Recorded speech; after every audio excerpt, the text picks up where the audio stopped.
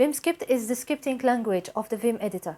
To install it on Ubuntu, you will have simply to have the Vim Editor already installed in your system, which is probably the case. To install Vimscript or to install the Vim Editor on Ubuntu, first run the sudo apt update command, then the sudo apt install Vim. To check the version, type in a Vim version.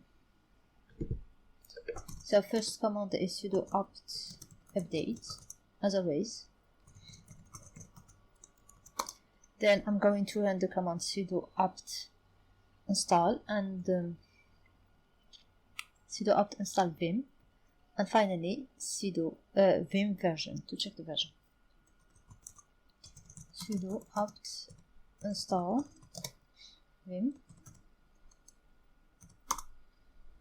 To check the installed version, just run the following command. To check the Vim version,